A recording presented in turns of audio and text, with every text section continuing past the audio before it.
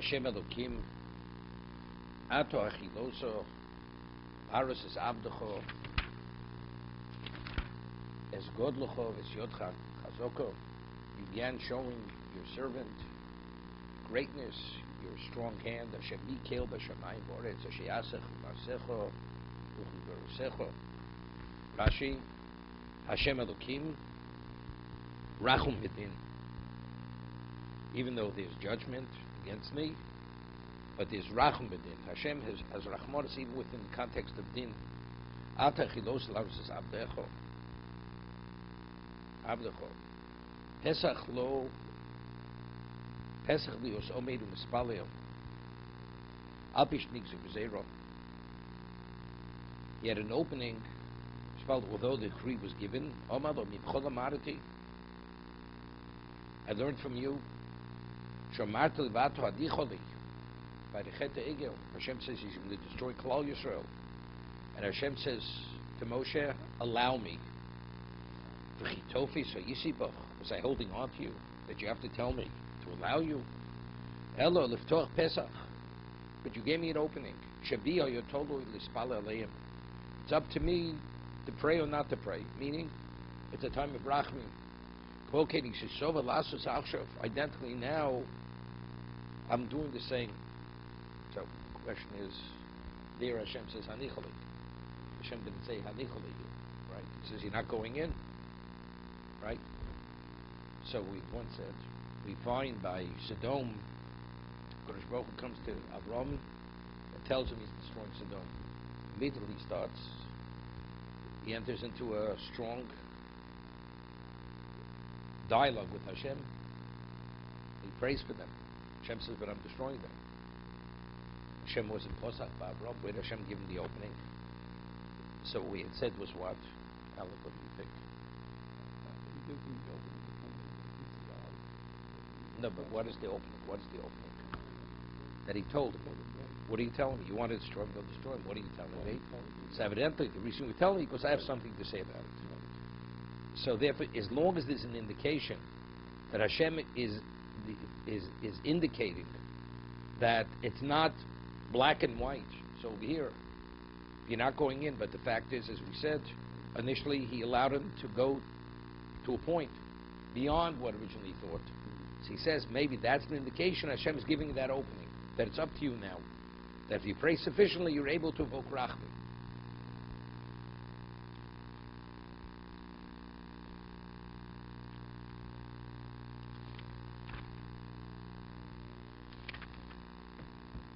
Godocho, Zumidas Tuvcho, Chenu Omevat Yigdal Nokoch Hashem. Your greatness. What is Hashem's greatness? Is Midas Tuvcho. It's interesting. What do we find? The Midah of Hashem is Tov. Midah.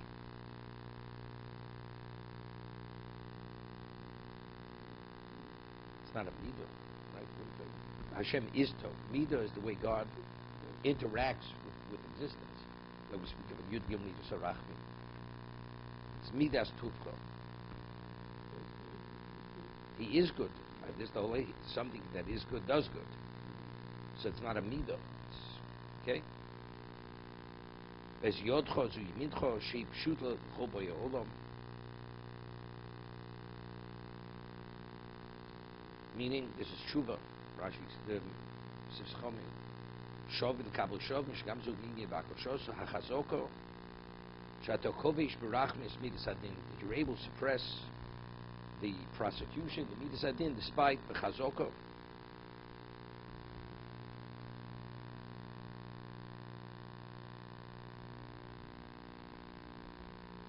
We find in Hazino. Rashi cites Chazal how to interpret the pasuk. Normally, a person has a choice up to a point. Beyond a point, and the example is a person has a sword, has an arrow. He hasn't yet shot the arrow. So it's your prerogative to shoot the arrow, not shoot the arrow. Once the arrow is shot, the one who shot the arrow doesn't have the choice any longer to retrieve the arrow. Hashem, even in flight, even after the Midas Adin has been released, until actually it's found its mark, Hashem can cancel it at any moment. So this is Yodcha chazoka. Midas adin means the dynamic is in motion. Shatokovish rachmis midas adin bechazoka. Well, why is bechazoka? Yakovish, what's the chazoka? We find the Malbim explains in Hillim. We find that the wrath of Hashem is called Evro, right? Evro, or Zam. Zam is like very strong anger, right? Zam, like it says by Bilam, that for all the time that Bilam wanted to curse us, Hashem, the Gemara says that every day Hashem is what? His anger is Rega Kememra. And it says, and what is that? That's Zamot. Hashem Zoim B'chol Yom. He gets angry every day. It's intense anger. And if Bilam would have cursed us at that moment, we would have been destroyed. And Hashem, as a result of his Rachmim, did not. Over here it says, you need Chazoka. So the Malbim explains the Loshen, the expression Evro. Oh, comes from the word Ovar. When you cross the line, if you already crossed the line, then it evokes the most intense level of anger, which is din, which is, for that, you see, that's chazoka. To suppress midas adin, that you need chazoka. Evidently, this is after the midas adin has been given out. Once it's been unleashed, to retrieve it, it's not simple.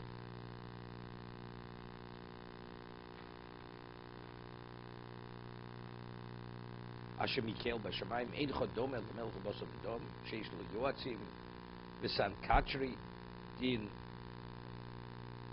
Hamachem Biyod Sherotz Lasus Ches Lavo Midosov Ato Emish Yibche Biyodcho. Who could be moche? Who could protest? Im Tibcho Litvat Zeiroscho Fi Pshuto Ato Chilos Laurus Zabcho Melchem Sichot Baog Kidechsiv Rei Hachilosi Ichalti Teispon Ufonev Hareini Melchemes Shloshim Ve'echod Lochim. You've already shown me something. Show me the battle of 31 kings.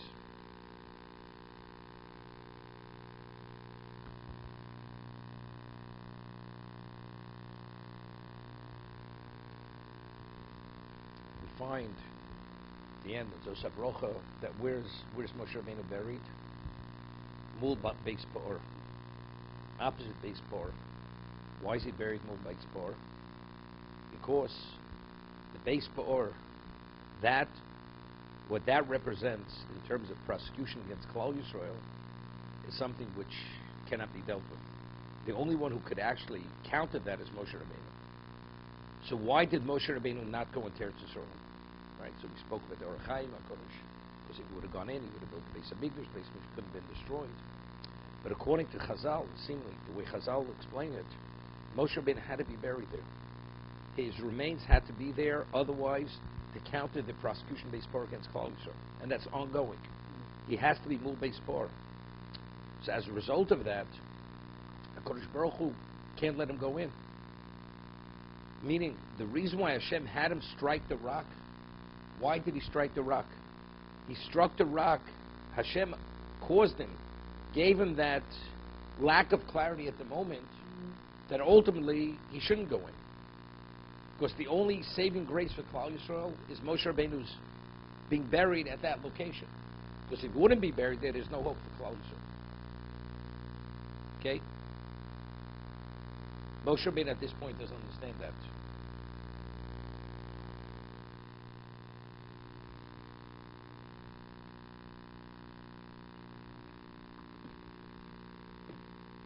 Ebra no ve'ere. Allow me the cross and I will see.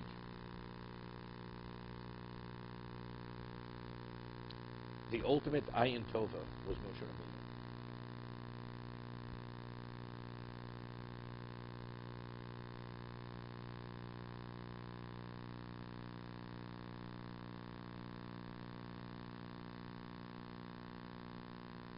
At the end of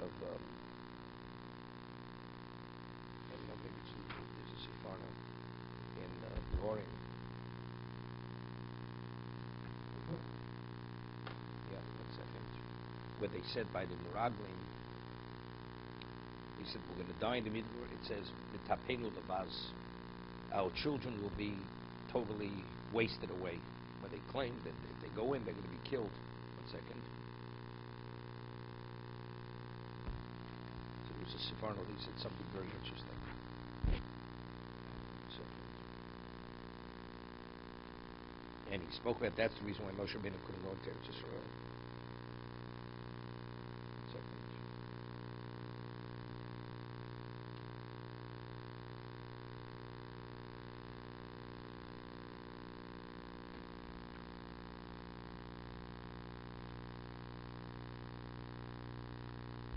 Yeah, here it is. Take a look at Devarim, parshas Devarim, Aleph, Lamed Hey. Aleph, Lamed Hey. Moshe Rabbeinu says, Gam bi yisanef Hashem biglalchem. Leim gam ato lo sover shel. That pasuk in the Sefarno. Aleph, Lamed Hey. Even though it's Lamed Zayin, but it's Lamed Hey in the Sefarno. Im Yired Yeshanosh Leo Hadora wrote, Eis Eretz Atov Shnishbatu Los Eis Labusechem. Zekedish Kaim Bechem Bechiru L'Doros. This is to fulfill the Bechil L'Doros. Moshe Yod Ba'omro Im Lo Kasher Ibartem Ba'oznai Kein Asa Lochem. As you spoke in my ears, what I heard, that's exactly what's going to happen to you. Ba'adibra Ba'oznov B'zeh. What did they say? When they heard the reports on Morocco, what did Klal Yisrael say? Right? Women and children will be lavaz, will be like wasted. This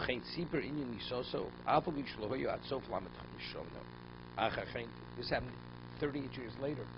Morocco were in the second year of the desert, right? Now he's telling this. They said this 38 years earlier. Behigid also besok v'arshal HaKadosh Baruch Hu show you b'shona Hashem is l'teis mitzrayim shos Omar imir ish ba'anosh me'elef v'omagam tamchem shemat mi levaz yeh shoyise kavanoso shetap besok yelevaz. Person, where were they levaz? Anybody less than 20 years old did go in. So where are they levaz?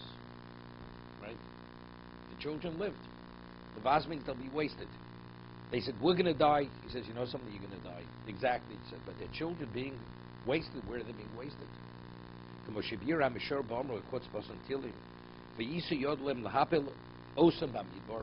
Hashem swore he will cause them, he will topple them in the desert. You hear this? And he calls their children to fall among the nations.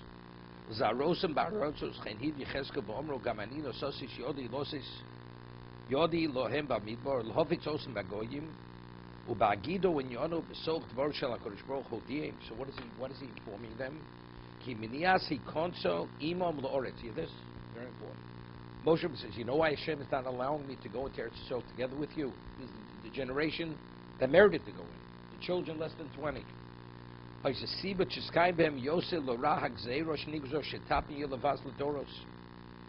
otherwise the Gzeira, that ultimately the Jews will fail and they could not go into exile, that Gzeira will not be.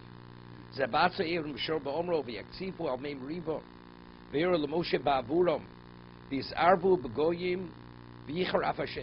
reason, if Moshe Rabbeinu would have gone in, the Jews would have never been expelled from Eretz Yisrael. They would have been driven, gone to exile. So to fulfill the Tapenu Lavaz, that ultimately Klal Yisrael will go into Golus, that is why Moshe Rabbeinu never went to Eretz Yisrael. The Sipporah says. Very, very, very important Sipporah.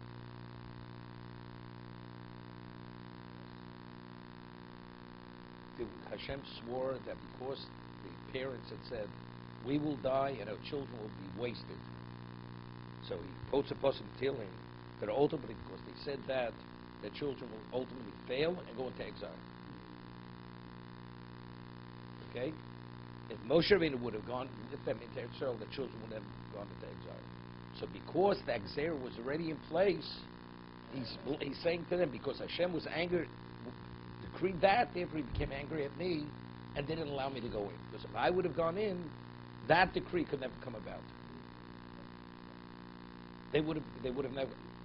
The way the Orach Chaim HaKadosh learns that if Moshe would have built the Beis Hamikdash, they would have to be destroyed because Hashem expressed his wrath on the wood and the stones. Otherwise, it would have had to been on them. No, but he's not saying that. He's not saying that. He's saying they wouldn't know. They wouldn't have been punished. They would, meaning they did not have a schus not to sin. You needed a special schus not to sin. They didn't have that schus. But if Moshe would have gone in, they wouldn't have sinned. So that decree would have never been. They wouldn't have been exiled. But Hashem already said they will be exiled. So Moshe had to be prevented from coming in. So ultimately the decree that they should be exiled should be in place. That's what he's explaining.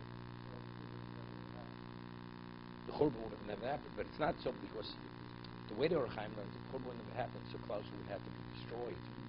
He's not learning this way. No, they wouldn't have been destroyed.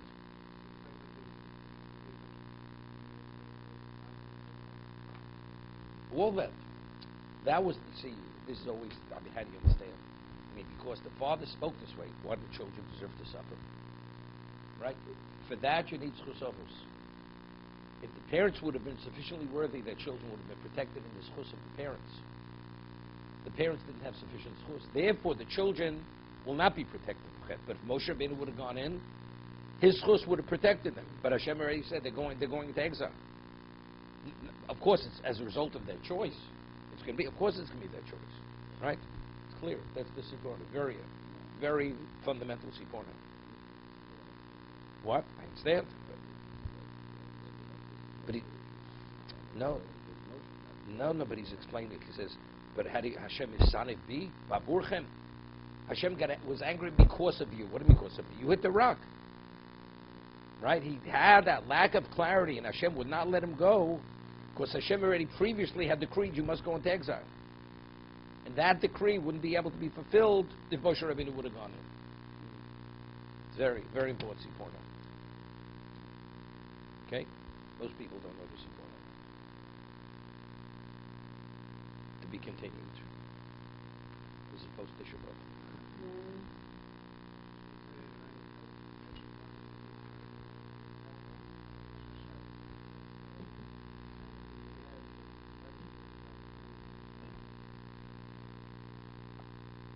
Yep.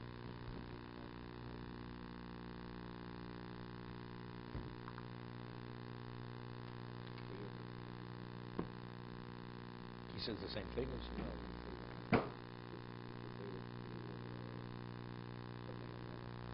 Klal Yisrael.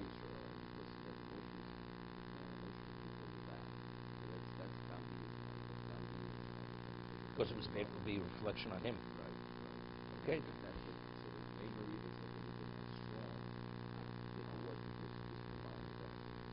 Okay, but it's a different shot, totally different. No, he's saying that the Gezerah they wouldn't have gone to exile. Period. They wouldn't have gone to Golus. But Hashem already said, "Was a Rosim Begoyim." They have to be.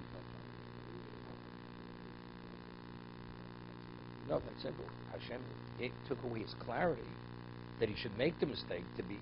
Moshe Rabbeinu should have had sufficient clarity. Now Hashem took away his clarity that he should have choice, and that's why he struck the rock, and he failed. It's like the Gemara says, why did we do Egel? Hashem spoke to us face to face. How do you do an Egel like that? The Gemara asked the question. Everybody asks the question. So the Gemara says, really, they shouldn't have done it. Where they were at that level, they had such a level of clarity, how do you fail with an Egel? So the Gemara answers, to teach the future generations that even if you have a Chila Hashem at this level, Hashem still allows you to do tshuva. They are the model to tshuva. The Gemara says, David Melch was at a level he shouldn't sin with Bathsheba, even though he didn't commit adultery, but still, at his level, it was considered a sin. It was a Chil Hashem what he did, David. No, of course they did tshuva. They did tshuva. Right? They reinstated. They received the Luchashnios, right? They reinstated. Both. He prayed that they should be, but of course they did tshuva. He did tshuva. So the Gemara says, on a communal level, on a singular level. So it's a model for the future. As badly as Klaus fails, Klaus will always forgive him. There's no excuse. It's too late. It's hopeless. There's no such thing as hopeless. What? No. Done tshuva? Of course not. You have to tshuva. No, everybody has to tshuva. If people don't do tshuva, you can pray from today forever. You know, there's unforgivable unless you recognize the wrong. Right? First it says Vayisabov. It says it does say. It says they mourned if they had to forfeit the crowns that they received in Bas Nishma. Right? It says Hashem says remove your crowns, and it says they mourned, they grieved. So they did tshuva. But it says they shouldn't have sinned. But it was that they should be the model for future generations. That even if you have Chil Hashem at this level, it's still within the possibility of tshuva. And David shouldn't have sinned. That even if an individual who doesn't have schus tzibur, even he will be forgiven. There's never a situation which is hopeless for an individual. For Klal Yisrael, there's always an opening to do tshuva. That's what each of these examples teach us.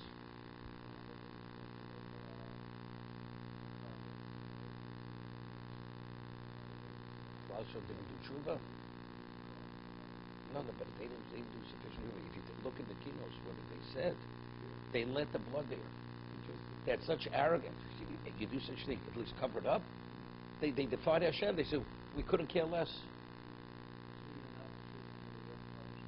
They didn't do that, right? The Gemara says. That's why Aaron did it. Yeah. Even though there's tshuva, but is it fully? Are you fully? Does a trace of the sin remain? The Aaron didn't want there should be a trace. There, they didn't do tshuva. They didn't. That was the arrogance. How do you leave the blood uncovered? Firstly, it was disgraceful. You don't leave the blood of a human being. Secondly, you do such a sin, you commit murder, hide it, conceal it. They openly defied Hashem. So that's why it was really so bad. Like that it says in the Kiddush. Besides, he gave Musa, he didn't want to hear the Musa.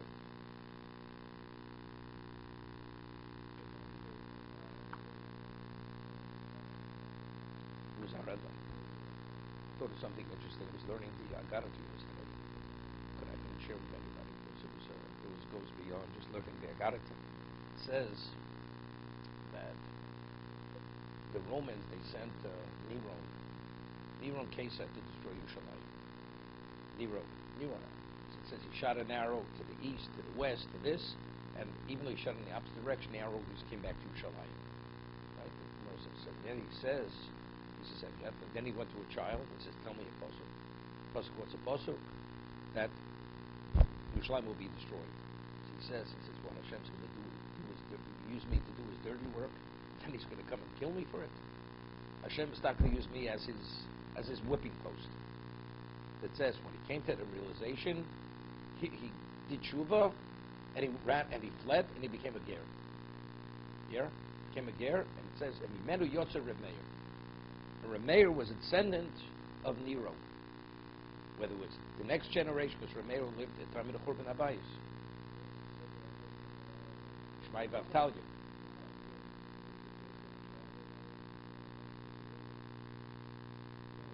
No. Nero. No. It says Nero. Yeah. He also fled, became a ger. So it says. So let's understand something. It says because of the story of Kamsa Bar Kamsa, Yerushalayim was destroyed. So what he sent, Nero was the first one he sent to destroy Yerushalayim. But what was an outgrowth of that? Reb Meir. An outgrowth, because if Nero wouldn't have been sent, he wouldn't have tested shooting arrows in every direction. If he came to this realization, Hashem wants me to destroy it, then he's going to destroy me. You know something? I'm out of here. Well, for some reason, that understanding jolted him enough to become a ger. But as a result of that realization, Reb Meir came about. So Reb Meir was a direct result of Kamsa Bar Kamsa. Right? That's what you see. Because if Kamsa Bar Kamsa wouldn't happen, Nero wouldn't have been sent to destroy Yerushalayim. So we have Reb Meir, and the Gemara says, why was it called Reb Meir? The Gemara says, he had such a level of clarity, people couldn't even understand what he understood. That's why we don't rule like Reb Meir, because he could convince you either direction, right, wrong. He could convince you wrong is right and right is wrong. Finished. You understand? This was a result, an outgrowth of a Kamsa Bar Kamsa. Right? It's unbelievable. Yeah, but it's different. Yeah, but here it's different. You understand? Churban, what is Churban? Churban is lack of clarity. We need something to compensate for that. You have Beis Hamikdash, you have clarity. Hashem takes Beis Hamikdash in the dark. So who's going to illuminate the dark? So we need somebody. Rameir was one of the people that illuminated the dark. That's up to Rameir. He was a Talmud of Rabbi Akiva. But that was a consequence of the Churban. So Kamsa bar Kamsa precipitated the Churban. But as a result of that, Hashem gave us something. Nero had to convert, and his conversion brought about Rameir. But again, what's clarity? The realization of Nero was clarity. Because of that clarity, we had Rameir who was clarity, who offered clarity. There's something I couldn't share with you. It was already too deep, you know.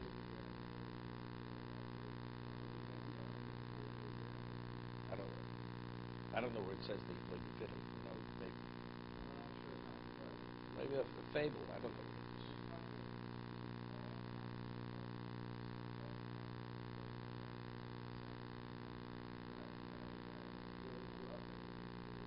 Maybe that's where he protected himself. You know, they would have killed him. You know, the Romans, you couldn't escape their clutches. Where is he going to run? So he went to an insane asylum. Okay, you know what I mean? Like Lahavdil, Elpatos, the Pope, the old one. He just retired. What did they send him off somewhere? And he said the man went mad. What do you mean? He didn't want to be Pope. Whoever heard not being alive, not wanting to be Pope. So that's is it dementia? It could have been many other reasons. You know why he wanted out. Okay, we'll do the halacha. Half a part the kula. Okay.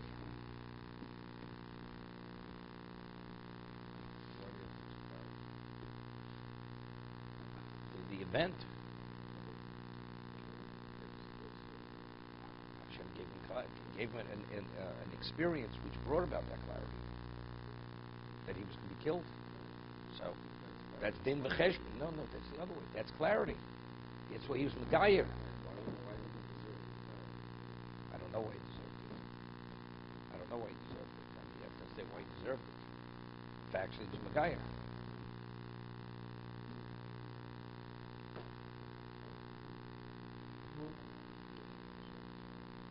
No.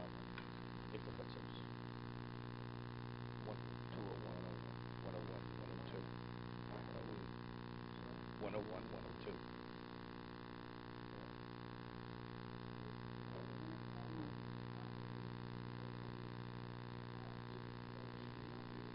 No. That's separate. Acher originally was Rameir's Rebbe before he became Acher. If he wouldn't have agreed to be his Talmud after he became Acher, because he was his Talmud before he left. Okay. A lot of insights this morning. See, know this. Baruch Hashem. You know what Yirmiyah says in Eichel? Kumi Roni Balayla. So the Rambam says, what does he say? That a person, what is the song of the Jew? In the darkness. Torah. Ein Rina in the Torah. So here Yirmiyah sees the darkest moment in Jewish history is the only light we have is Torah. The song of Torah. So on Tisha B'Av, you have insight. Despite in the morning, Hashem gives you this illuminator that you see in that with that darkness, you still see light. Okay, it's Hashem.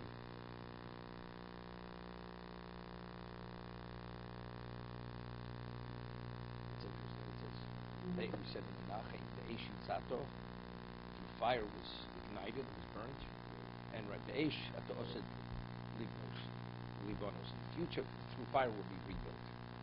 Right? The Torah's fire. Code to our occasion of Hashem. It says, factually, they weren't where they should have been. Right? But if the Torah was lacking, it was a deficiency in Torah. As a result of that, so you don't use your fire to illuminate, I'll use my fire. Through Torah, Asid Libonos. Okay? What? No, that was the Bais Rishon. That was first. But I'm saying, but Sinai Skin caused a deficiency in the Torah. You know, that which the Torah word. The Sinai Skin. There was a deficiency in the Torah. Hashem says, you know, if you don't illuminate, it's not a proper illumination. It's something which is distorted, perverted. You if the emphasis is your own negative feelings towards your fellows, I'm not interested in that kind of life. The person uses fuel that pollutes. So maybe warming and illuminating, but some things we're dying of pollution. This toxic inhalation. Hashem says that kind of illumination is not interesting. That's the next thing. Okay? We're working.